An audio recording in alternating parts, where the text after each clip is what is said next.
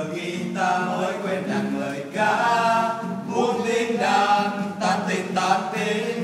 hát lên bài nhớ thương mến tình đồng hương. Đời sinh viên sống trong tình bạn thân, khi thấy anh buồn tôi nắm phím đàn